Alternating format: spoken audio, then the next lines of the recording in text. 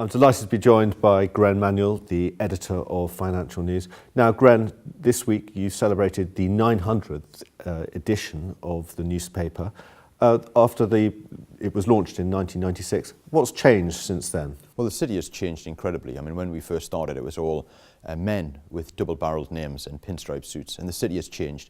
And we've changed in some ways as Financial News, but we've stayed the same in many others.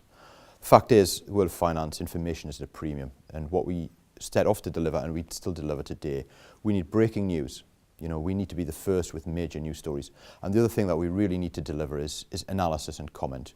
The people at the top of finance companies, they're relying on Financial News to tell them about the big trends before they hit their own companies, and Financial News is committed to continuing to deliver that. But one sector that really has changed in those 18 years has been the world of the media. Yeah. And most recently, social media is having a big impact. How do you think social media is playing out in the city, and what role does it play for Financial News? Yeah, it's important, but I mean, you know, the city, a lot of it is built on relationships, and you don't really build a proper long-term relationship with a client over Twitter. What we find actually is very important is email. I mean, it may sound a bit old school, but email remains an incredibly important tool. We send out hundreds of thousands of emails a month, and it's a great way of delivering news right into people's inbox or onto their iPhone when they're in a taxi. And closer to home, another big change for Financial News is that you joined the Dow Jones family a few years back. You now sit with them in Fleet Place. How does information flow between the two organisations? Yeah, many of the articles that appear in Financial News also appear in WSJ, either in print or online. And we do take some articles, and you know, there are a number of Financial News staff who've gone on to work for the Wall Street Journal. But I think it's very important that Financial News remains its own self. I mean, we were set up to be a newspaper very much about City of London and the broader world of finance. We must remain independent, a little bit idiosyncratic, certainly British, even though we work for an American company. We still spell grey correctly and theatre correctly. We will remain independent, and that's partly because we have our own special audience, and we must continue to give that audience the special stuff that they've come to expect from Financial News.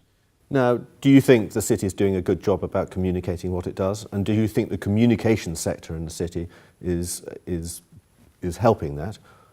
Well, certainly when it comes to Financial News, we do enjoy very good access to decision makers, and I think a lot of PRs who work for big companies know that they need to take us seriously. I do wonder more broadly about the message that they're giving out. I mean, I see a lot of banks trying to make a big fuss about the fact that their staff are picking up litter in a park, or that they have a very small carbon footprint. I don't see many banks talking broadly about the impact that they have on society in terms of helping people have a better retirement or save better or protect themselves against risks. I still perceive that a lot of financial institutions are sort of bashful about talking about their core role, the thing that they actually were set up to do.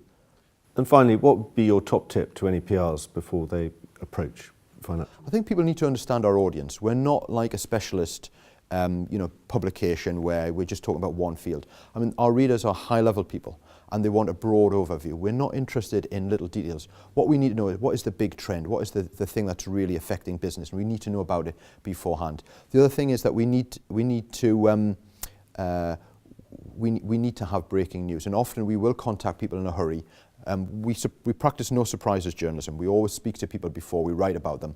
But often we would like people to come back to us quickly. If we have a breaking news story, we're not bluffing. We really have sources, and we need to get. You have an opportunity to comment, but you have a limited time window sometimes. Gren, thank you very much.